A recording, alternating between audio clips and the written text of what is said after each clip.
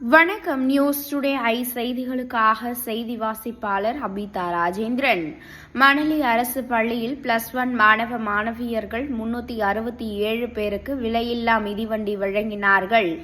25/11/2025 தமிழக அரசு பள்ளிக் கல்வித்துறை மூலம் +1 படிக்கும் மாணவ மாணவியர்களுக்கு விலையில்லா மிதிவண்டி வழங்கி வருகின்றது.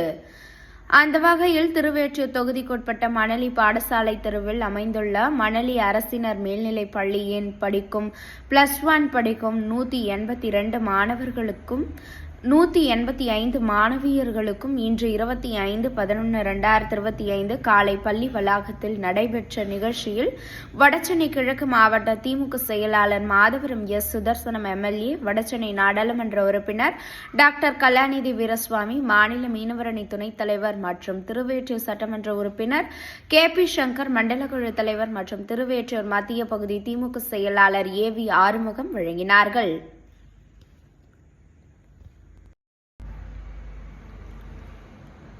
இந்நிகழ்ச்சியில் மணலி மண்டல அதிகாரி K. தேவேந்திரன், பள்ளி PRTE விஷ்ணு, தலைமை ஆசிரியர் திலக், ஜெயகோபால், கரோட்டியா மேல்நிலைப்பள்ளி பெற்றோர் ஆசிரியர் சங்க தலைவர் V.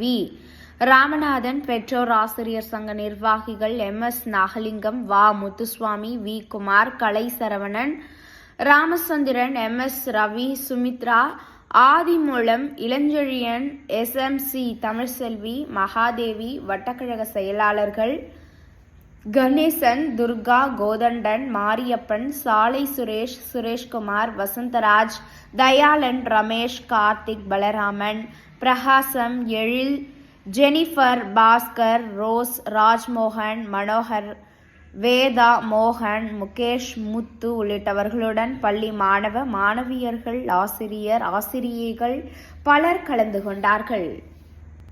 வசந்தராஜ் அவர்களே, தயாளன் அவர்களே, ரமேஷ் அவர்களே, கார்த்திக் அவர்களே, அண்ணன் பல்ராமன் அவர்களே, ஐயா பிரகாசம் அவர்களே, தம்பி எழிலன் அவர்களே, பாஸ்கர் அவர்களே, மனோகரன் அவர்களே, ரோஸ் அவர்களே, மகேஷ் அவர்களே, முத்து அவர்களே, ஜெனிஃபர் அவர்களே, ராஜசேகர் அவர்களே, வேதா அவர்களே, மோகன் அவர்களே, இந்த வட்டக்கழகத்தினுடைய செயலாளர் சிறப்புக்குரிய அண்ணன் கணேசன் அவர்களே, இந்த நிகழ்ச்சியிலே கலந்து கொண்டிருக்கக்கூடிய மாணவ செல்வங்களே, ஆசிரியர் பெருமக்களே, உங்கள் அனைவருக்கும் என் காலை நேர வணக்கத்தை நான் பணிவோடு உங்களிடத்தில் தெரிவிக்க விரும்புகிறேன். இந்த 2021 வந்த இந்த திராவிட மாடல் அரசு மிக சிறப்பான திட்டங்களை கொண்டு வந்திருக்கிறது. இந்த திட்டங்கள் என்னவென்றால், ஒன்று கல்வி, இன்னொன்று மருத்துவம்.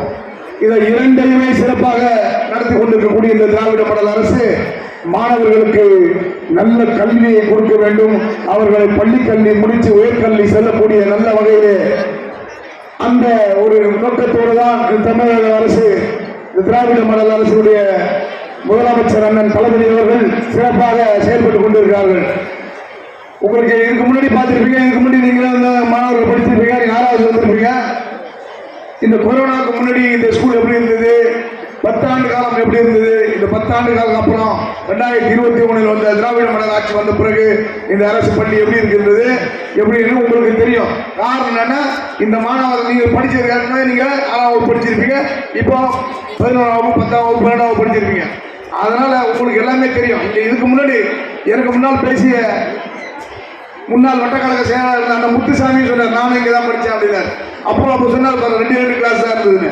இந்த நிலை தான் இன்னைக்கு இந்த திராவிட மாடல் ஆட்சி தொடர்ந்து வந்தா உங்களுக்கு அனைவருக்குமே எல்லோருக்கும் எல்லாம் என்னக்கூடிய வகையில் மாணவர்கள் தான். நீங்க படிச்சா மட்டுமே போதுமானதான். நீங்க படிச்சீங்கன்னாலே உங்க குடும்பம் வளர்ந்துடும், நீங்க வளர்ந்துருவீங்க, உங்களுடைய குழந்தைகள் எல்லாம் நல்லா படிக்க ஆரம்பிச்சிருவாங்க. நீங்க படிக்கலன்னா எல்லாமே உங்களுடைய வாழ்க்கையே உங்களுடைய அப்பா அம்மாவுடைய கனவு அப்படியே கனவாகவே போயிடும். அதை நினைவாக்குவதுதான் உங்களுக்கு படிக்க வைக்கிறது. ஒரு காலையில கிளம்பி நீங்க கூடி வந்தோடனே காலை சிற்றுண்டி வளர்க்க போய் நினைச்சது யாரு? திராவிட மாடல் ஆட்சி தான். திராவிட மாடல் ஆட்சி வந்து காலையில அப்பா அம்மா ஒரு வேலைக்கு போறவங்க, தொழிலாளியா இருப்பாங்க, ஒரு வீட்டு வரிசை போறவங்க இருப்பாங்க, ஒரு துப்புரவு தொழிலாளியா இருப்பாங்க, இல்ல பக்கத்துல ஒரு கம்பெனியில வேலைக்கு போறவங்க இருப்பாங்க. அவங்க எப்படி சாப்பாடு காலை சிற்றுண்டி கொடுக்க முடியாது. அந்த மாணவன் வந்து காலையில உட்கார்ந்து அவன் பசியோட வந்து தூங்கிடுவான். அவன் பாடத்தை படிக்கவும் முடியாது, குப்பியும் பார்க்க முடியாது, வந்தவொடனே பாக்கெட்டில் தூக்கிடுவான். ஏன்னா பசி இருந்தா எதுவும் போய் வராது, பசி இருந்தா தூக்க முடியாது, வரும், சோர்வாயிடும். அதை உணர்ந்த ஒரு முதலமைச்சர் இருக்காங்க அப்படின்னா அந்த தளபதி தான் முக ஸ்டாலின் தான். முத்துவேல் கருணாநிதி ஸ்டாலின் எனக்கூடிய ஒரே மகத்தான தலைவரால் மட்டும்தான் முடியுமே தவிர வேற யாராலும் முடியாது. மக்களுக்கான தலைவர், மாணவர்களுக்கான தலைவர். இப்ப பாருங்க, இன்னைக்கு விளையாட்டு துறையில மிகப்பெரிய லெவல்ல போயிட்டு இருக்கு. விளையாட்டு துறை அனைத்து திட்டங்களும் இருக்காங்க. கபடி, வாலிபால், ஃபுட்பால், ஹாக்கி, இது மாதிரி பல திட்டங்கள், செஸ், கேரம் போர்டு, குத்து சண்டை, இது மாதிரி எல்லாத்துக்கும் யாரெல்லாம் வின் பண்றாங்களோ அவர்களுக்கு அவங்க தொகையை கொடுத்து இன்னைக்கு தூக்கி வச்சு அவங்களுக்கு அந்த விளையாட்டை தூக்கி வச்சு அதுக்கான ஒரு திட்டத்தை கொண்டு வந்து விளையாட்டு திட்டத்தை பயன்படுத்தி நிறைய திட்டத்தை கொண்டு வந்த அரசு இந்த திராவிட மாடல் ஆட்சி தான். எதுக்காக? ஒருவன் படித்தால் மட்டுமே கல்வி கற்றால் மட்டுமே அவன் ஒருவருக்கு கல்வி கற்றுக் கொடுத்தால் அவன் இறைவன் சமன்றான். யார சொல்றாங்க? ஆசிரியர் சொல்றாங்க. அந்த கல்வி கதை நீங்க உங்ககிட்ட இருந்து எதையும் எல்லாத்தையும் எடுத்துட்டு போயிடலாம். பணம் போயிடும், கார் போயிடும், வீடு போயிடும், சொந்தம் போயிடும், அப்பா அம்மா போயிடும், எல்லாருமே போயிடுவாங்க. உங்களோட கல்வியை யாராலுமே எடுத்துக்க முடியாது. உங்ககிட்ட இருந்து திருட முடியாத ஒரே பொருள் எதுனா கல்வி தான். அந்த கல்வியை இந்த அரசு சிறப்பாக உங்களுக்கு கொடுத்திருக்குது. நீங்கள் அதை பயன்படுத்தி நீங்க மிரையில்லா மிதிவண்டியாக வரக்கூடிய காலத்துல ஜனவரி மாசம், பிப்ரவரி மாசத்துல உங்களுக்கு லேப்டாப் கொடுக்குறாங்க. பிப்ரவரி மாசத்துல உங்களுக்கு லேப்டாப் இந்த பள்ளிக்கு படிக்கக்கூடிய 12ஆம் வகுப்பு படிக்கக்கூடிய மாணவர்களுக்கு அனைவருக்குமே லேப்டாப் கொடுக்குறாங்க. அதனால நீங்க பிப்ரவரி மாசம் கொடுக்குறாங்க. அதனால அதை வாங்கி நல்லபடியா படிங்க. இந்த விலையில்லா மிதிவண்டி எதுக்கு கொடுக்குறாங்க? நீங்க எங்களும் பஸ்ஸுக்கு நிற்க கூடாது, ஆட்டோ பண்ணிக்க கூடாது. நீங்க அந்த நேரத்துக்கு காலையில வரணும் அந்த ஸ்கூலுக்கு அப்படின்றது அந்த விலையில்லா மிதிவண்டி. அந்த விலையில்லா மிதிவண்டியை நீங்க பயன்படுத்தி உங்களுடைய கல்வி தரத்தை உயர்த்திக்க வேண்டும் என்பதை கேட்டுக்கொண்டு எனக்கு பேச வாய்ப்பு அளித்தமைக்கு நன்றி கூறி விடைபெறுகிறேன். நன்றி, வணக்கம்.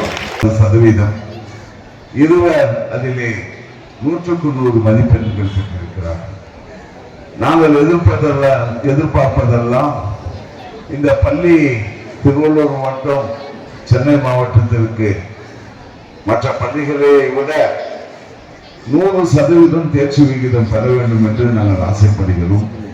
அதற்கான யுக்திகளை நம்முடைய தலைமை ஆசிரியர் உட்பட்ட ஆசிரியர் பெருமக்கள் எடுக்க வேண்டும். வீக்காக இருக்கின்ற, பலவீனமாக இருக்கின்ற மாணவர்களுக்கு கல்வியிலே மேலும் மேலும் பயிற்சி அளிக்க வேண்டும் என்று நான் உங்களை கேட்டுக்கொள்கின்றேன்.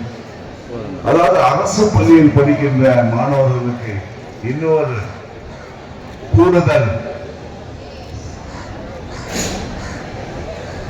சப்போர்ட் என்னவென்றால், அரசு நம்முடைய தளபதியாக தலைமையில் இருக்கின்ற தளபதி முக ஸ்டாலின் தலைமையில் இருக்கின்ற அரசு உங்களுக்கெல்லாம் 12ஆம் வகுப்பு முடித்துவிட்டு போகின்ற காலத்திலே